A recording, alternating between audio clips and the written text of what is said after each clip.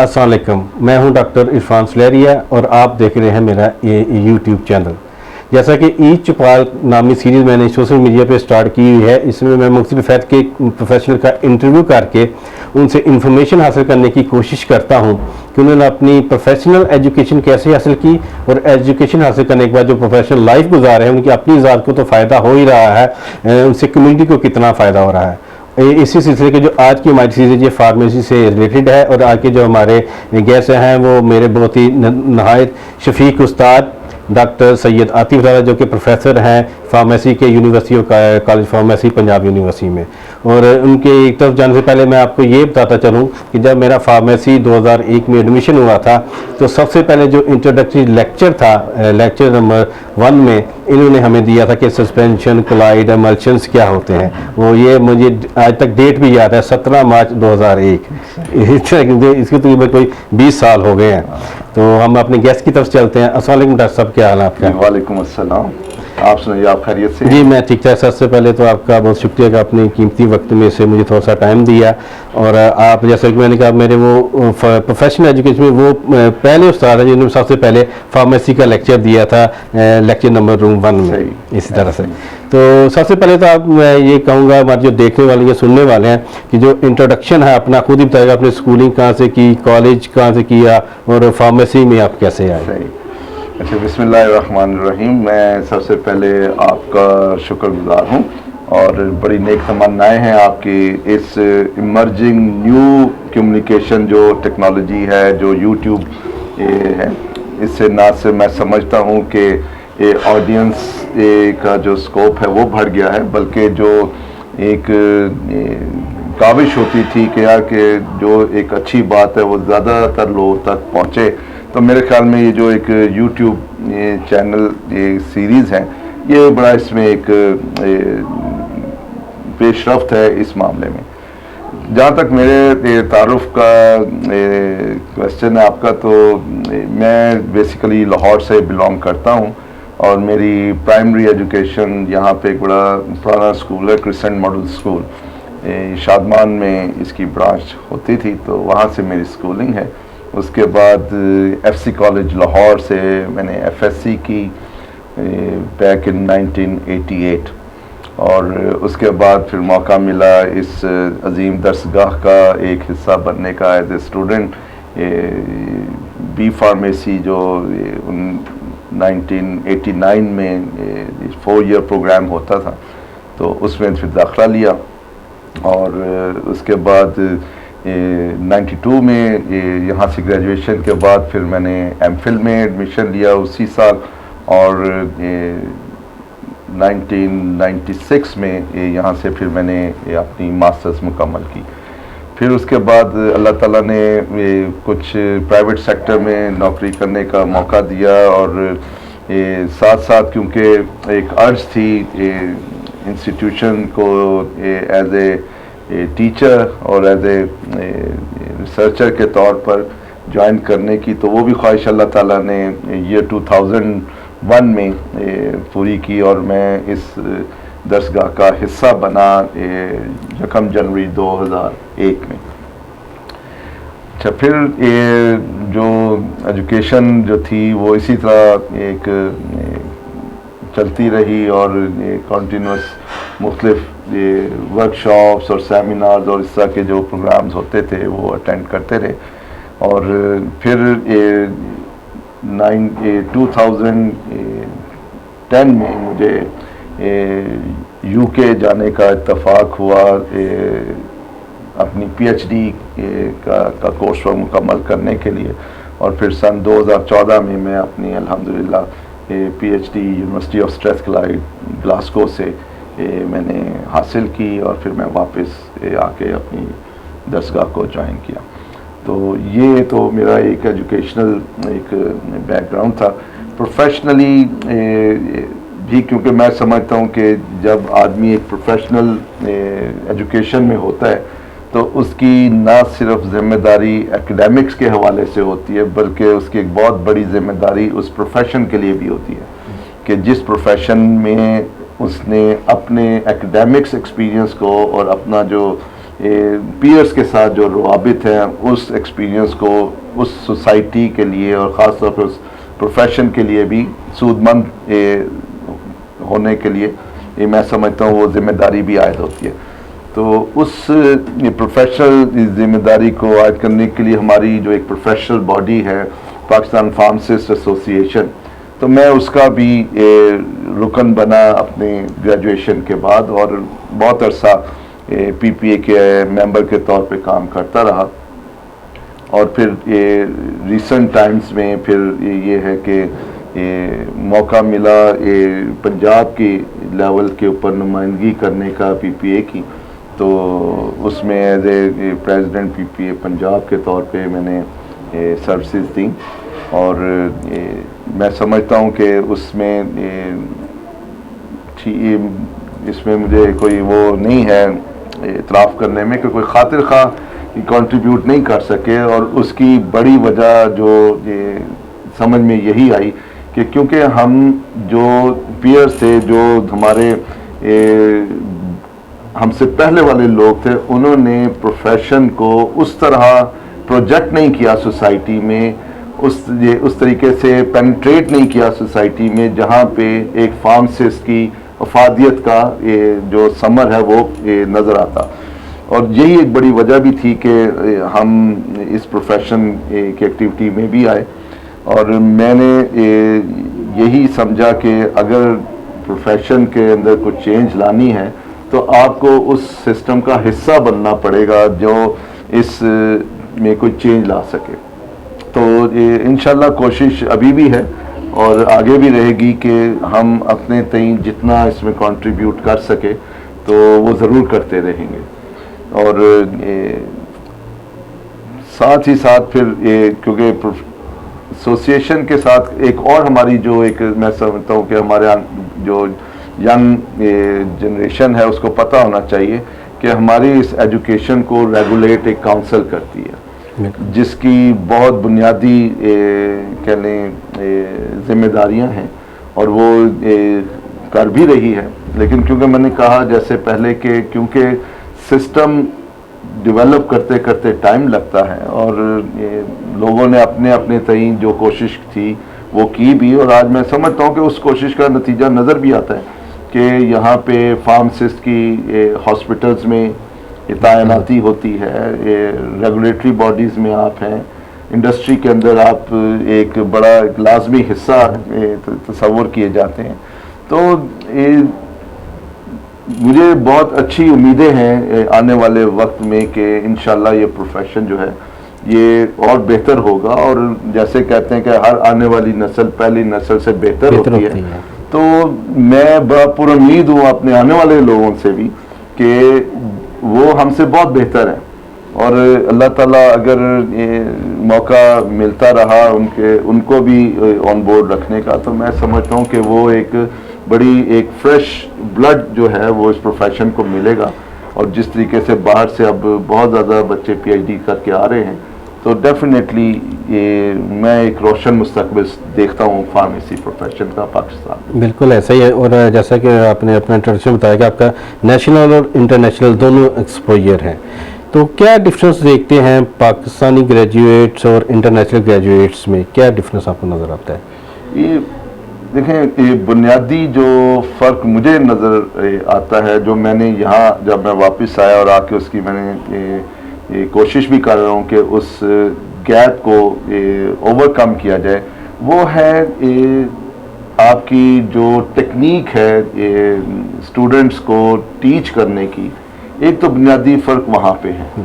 ये करिकुलम मैं समझता हूँ कि वो इतना फ़र्क नहीं है ये कि हम मैं कहूँ कि जी वहाँ पे कुछ और पढ़ाया जाता है, यहाँ कुछ और, ऐसा नहीं है।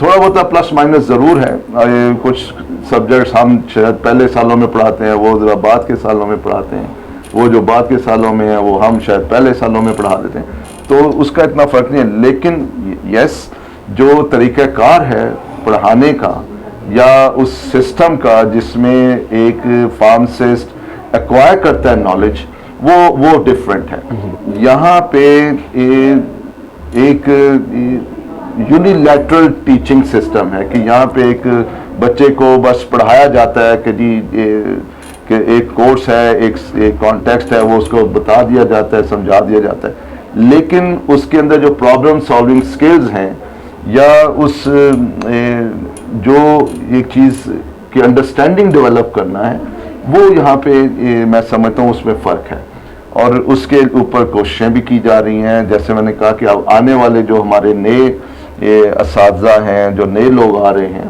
तो मेरा अपना बड़ा एक ज़ाती ख्याल ये कि बहुत जल्द ये गैप भी ख़त्म होगा और हम भी एट पार हो जाएंगे इंशाअल्लाह ताला बहुत जल्द कि हमारे जो ग्रेजुएट्स हैं वो इंटरनेशनल लेवल की स्किल्स रखते होंगे। नॉलेज, मैं समझता हूँ कि नॉलेज जो है वो ट्रांसफॉर्म होती है अपनी एक्सीलेंस में जब वो प्रैक्टिस में जाता है, कि जब प्रैक्टिस यहाँ पे शुरू होगी, एक ब्रिजिंग होगी एकेडमिया की विद द प्रैक्टिसेस, तो मैं समझता हूँ कि वो गैप बड़ी जल्दी ख़त्म हो जाए और हम इसके लिए पूरी कोशिश कर रहे हैं पंजाब यूनिवर्सिटी के अंदर कॉलेज ऑफ फार्मेसी में कि हम इस ब्रिज को बहुत जल्द एक डेवलप भी कर लें और उसकी जो समरात है उसको हम स्टूडेंट्स तक पहुँचाएँ। बिल्कुल, ऐसे पंजाब यूनिवर्सिटी जो कि मदर इंस्टीट्यूट है, अगर हम फार्मेसी की बात करें, बल्कि पूरे रीजन में जहाँ पे इनिशियल फार्मेसी स्टार्ट हुई थी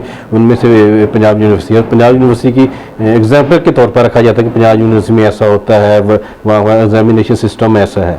एक टीचर का बड़ा किरदार होता है किसी भी स्टूडेंट की लाइफ में कि उसके स्किल्स को डेवलप करने में। तो आपकी लाइफ में किन टीचर, किन असातिज़ा कराम ने आपकी स्किल्स को डेवलप करने में अहम किरदार अदा किया, चाहे वह स्कूल था, कॉलेज था या यूनिवर्सिटी था?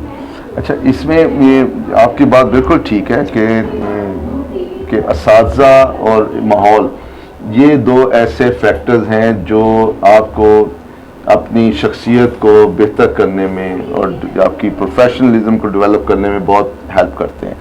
तो मुझे ये इस हवाले से भी मैं अल्लाह ताला का बड़ा शुक्रगुजार हूँ कि मुझे हर दौर के अंदर बड़े शफीक असातिज़ा मिले और बड़े काबिल असातिज़ा जो थे उनसे मुझे सीखने को मौका मिला। स्कूल के अंदर भी मैं समझता हूँ हमारे बहुत से असातिज़ा थे जिन्होंने फाउंडेशन हमारी रखी लर्निंग के हवाले से, और फिर कॉलेज है, कॉलेज के बाद क्योंकि ज़्यादा हम प्रोफेशनल की जब बात करते हैं तो यूनिवर्सिटी के हैं, तो डेफिनेटली इसमें भी मैं समझता हूँ कि मैं शायद चंद उन खुशकिस्मत तरीन स्टूडेंट्स में से हूँ जिन्होंने ऐसे दौर में फार्मेसी की जिसमें बहुत सीनियर असातिज़ा भी थे और जो मिडिल एज असातिज़ा थे और यंग टीचर्स भी थे। तो एक पूरा जिसे कहते हैं ना एक ब्लेंड मिला मुझे एक्सपीरियंस और वाइब्रेंट फैकल्टीज़ का, कि जहाँ हमने सीनियर लोगों से तदब्बर सीखा, हिकमत सीखी, वहीं हमने जो यंग जो उस वक्त के टीचर्स थे उनसे जो शीलापन और उनसे हमने कि चीज़ों को मल्टीटास्किंग जो है वो हमने उनसे भी सीखी। तो मैं समझता हूँ कि असातिज़ा वो जिस मर्जी शेप में हो वो डेफिनेटली एक इम्प्रेशन बिल्ड करता है और ये स्टूडेंट के ऊपर है कि वो उस असातिज़ा का वो जो रंग है उसका वो अपने ऊपर कैसे चढ़ाए। बिल्कुल ऐसे ही। तो ये मैं समझता हूँ कि हर असातिज़ा लायक तहसीन है, उसने कुछ ना कुछ उसके अल्लाह ताला ने खूबी है, तो वो अगर हमें ये सलाहियत हो जाए तो वो रंग ज़रूर चढ़ता है। तो मैं समझता हूँ कि मुझे ये खुशकिस्मती रही कि मुझे हर तरह के असातिज़ा से पढ़ने का भी मौका मिला और उनके साथ काम करने का भी मौका मिला। अब हम जब फार्मेसी एजुकेशन की बात करते हैं तो पाकिस्तान कोई 100 के राउंड अबाउट इंस्टीट्यूट्स हैं जो कि फार्मेसी डिग्री की एजुकेशन दे रहे हैं, उसमें पब्लिक और प्राइवेट सेक्टर दोनों हैं। सही। तो ज़रा जो पब्लिक सेक्टर है उसकी एक फिक्स फीस होती है, प्राइवेट सेक्टर की फ़ीस कुछ ज़्यादा होती है। पीएमडीसी की बात करें, उन्होंने एक फ़ीस रेगुलेट की है कि प्राइवेट मेडिकल कॉलेज इतनी लेगी, इंजीनियरिंग काउंसिल इतनी लेगी। तो फार्मेसी में कुछ इस तरह का नहीं है, कुछ फीस कुछ लाखों में ले रहे हैं, कुछ 2 लाख 2.5 लाख है। तो इस बारे में आपका क्या पॉइंट ऑफ व्यू है? मेरा इसमें ये जो पॉइंट है वो ये है कि देखें एजुकेशन जो है वो रिक्वायर करती है एक्सपर्टीज़, एक्सपीरियंस और ख़ास तौर पे प्रोफेशनल एजुकेशन जो है, इसमें इसका रोल और ज़्यादा हो जाता है। मुझे नहीं पता कि इसमें लोग इस हवाले से क्या सोचते हैं या क्या मेरे इस राय के ऊपर उनका क्या होगा। मैं समझता हूँ कि ये ओपन ही होना चाहिए। देखें, ये डिपेंड करता है उस इंस्टीट्यूट के ऊपर कि जी उसके पास फैकल्टी कौन सी है और वो उसका विजन क्या है, वो उसके फैकल्टी से क्या करवाना चाहता है। ठीक है ना। मैं अगर एक पीएचडी फैकल्टी रखना चाहता हूं तो मेरा एम हाई है कि जी मैं पीएचडी फैकल्टी से रिसर्च करवाना चाहता हूं, मैं कोई इनोवेटिव प्रोडक्ट्स या एक इनोवेटिव आइडियाज जनरेट करना चाहता हूं, उस पर रिसर्च करवाना चाहता हूं, देन आई हैव टू पे मोर। और मैं अगर एक कन्वेंशनल टीचिंग करवाना चाहता हूं तो मैं शायद एक नॉन पीएचडी फैकल्टी से भी वो काम करवा सकता हूं, एक एज ए इंस्टीट्यूट के ऑनर के तौर पर। तो वो तो जाहिर बात है, जिस इंस्टीट्यूट का एम हाई होगा वो फैकल्टी उस अकॉर्डिंगली उसकी रखेगा और फिर ही वो एक्सेल भी करेगा। अगर आप उसको लिमिटाइज कर देंगे एक खास फ्रेम में तो वो प्रोबेबली ग्रो नहीं करेगा। वो उसकी जो एक विजन है वो रिस्ट्रिक्ट हो जाएगी एक खास।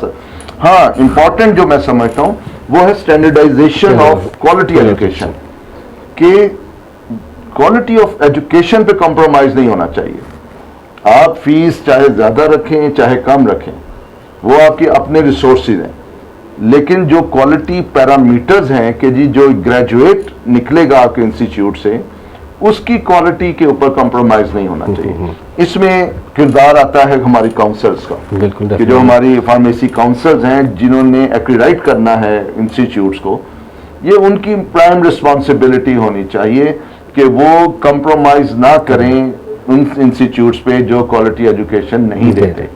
उनको उसकी एक स्टैंडर्ड फॉर्मेटिंग करनी है कि जी आपके यहाँ अगर फार्मेसी एजुकेशन होगी तो उसके क्वालिटी स्टैंडर्ड्स क्या होंगे, और अगर वो उस क्वालिटी स्टैंडर्ड्स पे कोई है तो वो फीस वो क्या लेता है वो उनका स्वाबदीद है। अगर वो बहुत ही out of the box fees charge करता है तो ऑब्वियसली उसको लोग वहाँ पे कंस्ट्रेंट्स आएंगे, डेफिनेटली आएंगे। जैसे आप एक एग्जांपल है, क्वालिटी पैरामीटर है कि जी आपने 60% एलिजिबिलिटी रखी है, ठीक है, तो ये क्वालिटी पैरामीटर है ना कि एटलीस्ट 60% मार्क्स होने चाहिए। आप इसकी एलिजिबिलिटी 60% से बढ़ा के आप 80% भी कर सकते हैं। तो वो तो क्वालिटी पैरामीटर्स हैं, उस पे आप रिस्ट्रिक्ट कर सकते हैं, उस पे आप फ्रेमवर्क बना सकते हैं। लेकिन मेरी ज़ाती ओपिनियन में है कि अगर आप फी स्ट्रक्चर के हवाले से अगर उनको बाउंड करेंगे तो प्रॉबेबली आप प्रोग्रेस नहीं कर पाएंगे, क्योंकि एक्सीलेंस के लिए एक्सपर्ट्स चाहिए हैं और आज के दौर में एक्सपर्ट्स को इंगेज रखना वो इट्स वेरी एक्सपेंसिव, और ये दुनिया भर में है। ऐसा नहीं है कि ये हमसे पाए, हम दुनिया भर में है कि अगर आपको अच्छे लोग, अच्छे एक्सपर्ट्स के लोग चाहिए तो यू हैव टू पे मोर। बिल्कुल ऐसे ही। अब हम बात कर लेंगे हमारा जो फार्मेसी का कोर्स है 5 ईयर डिग्री, पहले 4 ईयर था आपके दौर में, फिर 5 ईयर होगा, तो ये मेरी करंट सिचुएशंस हैं चाहे वो नेशनल इंटर उसको मीट कर रही हैं या इसमें कोई अपग्रेडेशन की ज़रूरत है? ये डेफिनेटली देखें, इंसान जो है वो चाहता यही है कि उसके पास जो भी चीज़ें हैं वो इंटरनेशनली एक्सेप्टेबल हों, इंटरनेशनल स्टैंडर्ड्स पे फॉल करती हों। Same is the case with the education, कि आप जो एजुकेशन इम्पार्ट करें that should be acceptable to the world. हमारी जो प्रोडक्ट है फार्मासिस्ट, उसकी एक्सेप्टेंस वर्ल्ड वाइड होनी चाहिए। तो अल्हम्दुलिल्लाह मैं समझता हूँ कि एज ऑफ टुडे जो हमारा करिकुलम है वो इतना रॉबस्ट है कि हमारी प्रोडक्ट जब किसी भी मुल्क में जाती है तो बाकी जो प्रीरिक्विजिट्स हैं वो पूरे करती है, और जब रजिस्ट्रेशन एग्जाम देती है तो वो उसको क्वालिफाई करते हैं। लेकिन इसका मतलब ये नहीं है कि ये अब एक कंप्लीट पैकेज बन चुका है, ऐसा नहीं है। हर दौर में उसकी इम्प्रूवमेंट रिक्वायर्ड है। हर दफ़ा आपको एक स्पेसिफिक टाइम और फ्रीक्वेंसी के बाद रिन्यू करवाना चाहिए, अपने सिलेबस के अंदर ये रिफ्रेशमेंट होनी चाहिए, जो नीड ऑफ द आवर हो उसको इनकॉर्पोरेट करना चाहिए। और मैं समझता हूँ कि इस वक्त एक डेफिनेटली एक ज़रूरत है हमारे करिकुलम को कि इसको रिवाइज किया जाए, क्योंकि ये लास्ट जो करिकुलम जो हुआ था that was if I am not wrong is in 2013। तो मेरा ख्याल रिवीजन रिक्वायर्ड होती है, तो अभी तो डेफिनेटली इसको तकरीबन 7 साल हो गए, तो एक नीड भी है।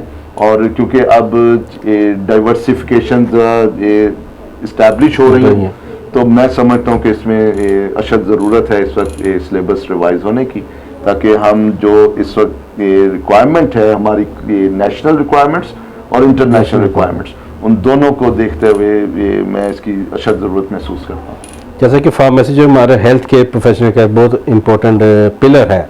अब हम डॉक्टर्स की बात करते हैं, वहाँ पर स्पेशलाइजेशंस होती हैं, जैसे कार्डियोलॉजिस्ट हो गया, ऑर्थोपेडिक हो गया, पल्मोनोलॉजिस्ट हो गया। तो क्या हमारी फार्मेसी में नहीं हो सकती फाइनल ईयर में या कुछ फोर्थ ईयर में स्टूडेंट को ऑप्शन दे दी जाए कि वो कोई स्पेशलाइजेशन चूज़ करे, चाहे वो कम्युनिटी हो, इंडस्ट्री हो, ऑप्थोमोलॉजी हो, कैंसर बहुत बड़ा एक सेगमेंट है, तो इस तरह की कोई एडिशन हो सकती है हमारी कोर्स में? बिल्कुल हो सकती है, क्योंकि जैसे अभी कुछ हवाले से तो है भी कि हमारी जो फर्स्ट डिग्री है फॉर्म डी, वो एक इटसेल्फ एक रोबस्ट डिग्री है, और ये जो ग्रेजुएट्स हैं किसी भी स्पेशलिटी में जाके इनकॉर्पोरेट हो सकते हैं। लेकिन इस चीज़ का मतलब ये हरगिज़ नहीं कि आगे स्पेशलिटी ना हो। जैसे हमारी एक एकेडमिक लाइंस के अंदर तो स्पेशलिटी है कि हम इसमें एमफिल प्रोग्राम्स हैं और फिर पीएचडी प्रोग्राम्स हैं, लेकिन प्रैक्टिस में भी मैं समझता हूँ कि हमारे पास स्पेशलाइज्ड प्रोग्राम्स होने चाहिए जो कि स्पेशलिटी को एड्रेस करे। आपने बिल्कुल ठीक कहा कि जैसे कैंसर एक स्पेशलिटी, और मैं समझता हूँ वक्त आ भी गया है और ये इस पे काम शुरू भी हो गया कि लोग अब स्पेशलिटी कोर्सेज डेवलप कर रहे हैं, ताकि जो लोग प्रैक्टिसेस में स्पेशलाइज करना चाहते हैं उनको उनकी स्पेशलिटी की मिले। क्योंकि आप ये देखें हमारे पास बड़े स्पेशलाइज हॉस्पिटल्स बनना शुरू हुए, कार्डियोलॉजी के स्पेशलाइज हॉस्पिटल हैं, कैंसर के स्पेशलाइज हॉस्पिटल हैं, किडनी के स्पेशलाइज हॉस्पिटल्स हैं, इसी तरह आपके जो हार्मोन्स और डायबिटीज इसी तरह के सेंटर्स हैं।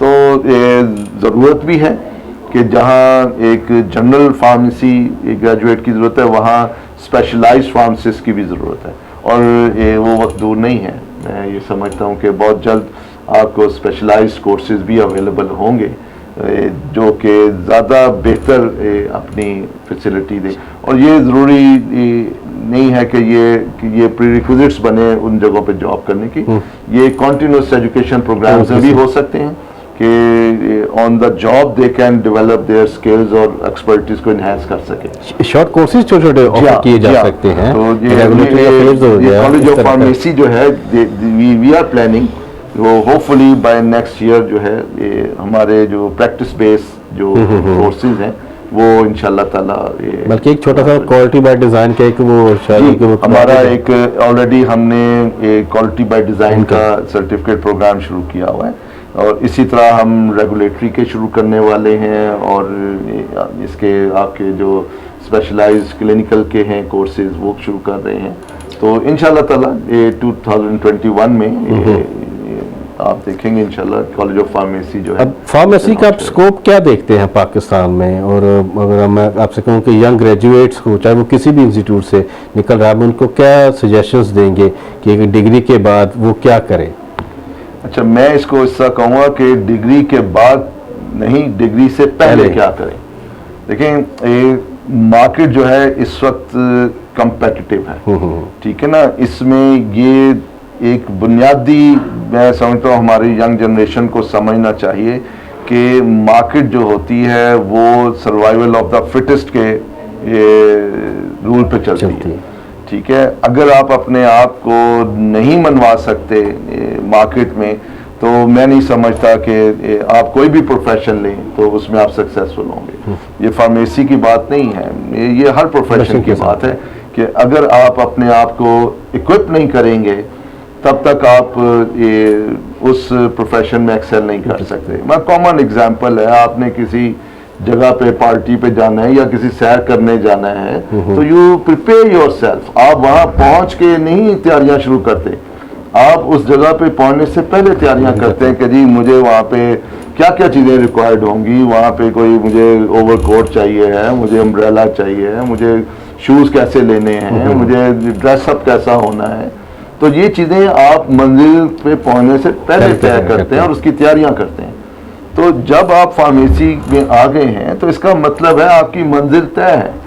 ठीक है। अब उसकी तैयारी आपने करनी है। उस मंजिल की रिक्वायरमेंट में है कि आपके पास जो एजुकेशन हो वो अप टू डेट एजुकेशन हो, उसमें स्किल्स आपके पास पूरी होनी चाहिए, आपके अंदर कॉन्फिडेंस लेवल इतना होना चाहिए कि आप किसी चीज़ को हैंडल कर सकें। दूसरी जो मल्टीपल स्किल्स होती हैं एक प्रोफेशन की, वो आपको एक्वायर करनी है, वो डिग्री के बाद नहीं शुरू करना। ये आपको जब आप इस डिग्री प्रोग्राम में आते हैं तो एक स्क्रीनिंग करें अपनी कि आप में क्या एडवांटेजेस हैं और क्या डिसएडवांटेजेस हैं। जो एडवांटेजेस हैं उनको और पॉलिश करना है, जो आपकी लैकिंग है उसको ओवरकम करना है। तो मैं ये समझता हूं कि ये डिग्री लेने के बाद के मराहिल नहीं है, डिग्री लेने से पहले स्किल्स डेवलप करनी चाहिए ना। यस, ये ताकि जिस दिन आप यहाँ से डिग्री लेके जाएं आपको नौकरी ना ढूंढे, नौकरी आपको ढूंढ रही हो, कारोबार आप ना सोच रहे हो, कारोबार आपकी मुंतजिर में हो, तो मजा है इस प्रोफेशन में। और ये मैं यकीन से कह सकता हूं कि इस का स्कोप इतना है कि अगर आप थोड़े से विजिलेंट हो, मार्केट स्टडी की हो, गैप्स आइडेंटिफाई किए हो, तो इसमें इतनी ऑप्शंस हैं, इतनी अपॉर्चुनिटी है जो मैं किसी और प्रोफेशन में नहीं देखता हूँ। बिल्कुल नोबल प्रोफेशन है। जी हाँ, मैं ये नोबल छोड़ के जो समझते हैं प्रोफेशन की एक क्वालिटी या रिक्वायरमेंट है, ये उस पर 100% फिट होता है। बिल्कुल ऐसे ही है, ऐसे ही है। तो अब आपके फ्यूचर गोल्स क्या है? आप एक पाकिस्तान का रिनोन इंस्टीट्यूट के साथ अटैच हैं और 2001 में जब मैंने एडमिशन लिया था, उससे 2 महीने पहले आपने ज्वाइन किया था, और जैसे मैंने कहा कि सबसे पहला लेक्चर सर ने हमें दिया था।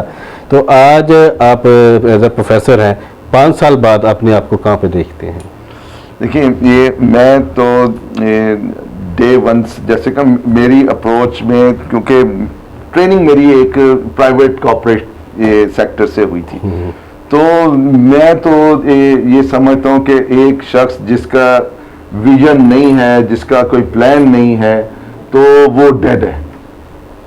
आप उस वक्त तक सरवाइव करेंगे, आप उस वक्त तक अपने आप को जिंदा तस्वर करें जब तक आपकी सोच में कॉन्टिन्यूस वर्किंग है, काम है, इम्प्रूवमेंट है, एक स्ट्राइव है। तो अगर तो ये है तो फिर सब चीज़ें ठीक है। अगर ये चीज़ें आपके अंदर नहीं हैं, आप सबसाइड कर गई हैं, आप बस टाइम गुजारना चाह रहे हैं, तो आपको ये प्रोफेशन सूट नहीं करता। आपको बस फिर वो ये क्या कहते हैं, बस एक रूटीन के जो है वो। तो मैं अपने आप को समझता हूँ कि मैं अभी 5 साल तक इस कॉलेज के साथ जो मुंसलिक हूँ, तो मेरी ये ख्वाहिश भी है कि हमारा ग्रेजुएट जो है वो इंटरनेशनली एक्सेप्टेबल हो इन टर्म्स ऑफ प्रैक्टिस। उसको अभी क्योंकि बाहर जाके हमारे ग्रेजुएट्स को भी डेफिशिएंसी कोर्सेज करने पड़ते हैं, तो मेरी ये बड़ी ख्वाहिश है कि ये आने वाले वक्तों में मैं इतनी कंट्रीब्यूशन करूं, कोई इस तरह की कोई ये अचीवमेंट्स हम करें, कोई कोलैबोरेशन इस तरह की करें इंटरनेशनल मार्केट्स के और इंटरनेशनल काउंसिल से, कि हमारा ग्रेजुएट कोई डेफिशिएंसी कोर्सेज बाहर ना करे। जैसे उनका ग्रेजुएट ट्रीट होता है वैसे ही हमारा ग्रेजुएट ट्रीट हो। मैं अपने इस कॉलेज ऑफ फार्मेसी को एक एक्सीलेंस की पोजीशन पे देखना चाहता हूँ कि बिकॉज ये एक, जैसे आपने कहा कि ये मदर इंस्टीट्यूट है, तो इस मदर इंस्टीट्यूट होने के बहुत सी जिम्मेदारियाँ भी हैं। तो ये मेरी एक बड़ी ख्वाहिश भी है और मेरी कोशिश भी होगी आने वाले वक्तों में कि मैं अपना हिस्सा डाल सकूं इस कॉलेज के लिए कि इसको एक centre of excellence in pharmacy education बनाया जाए। आप जैसे कि पहले मैंने इंटरव्यू में कहा कि आपने अपनी प्रोफेशनल एजुकेशन तो कर ली, अपनी ज़ाती ज़िंदगी गुजार ली, अपनी जो कम्युनिटी है जिसकी आप उससे आपको कितना फ़ायदा हो रहा है। तो बहुत शुक्रिया सर, आपने कीमती वक्त में से टाइम दिया और रिगार्डिंग फार्मेसी प्रोफेशनल आपके पॉइंट ऑफ व्यू से और फ्यूचर प्लान्स क्या हैं, और यंग ग्रेजुएट्स को बड़ा अच्छा आपने सजेशन दी कि आप अपने अंदर स्किल्स और लीडरशिप क्वालिटीज़ लेके हैं।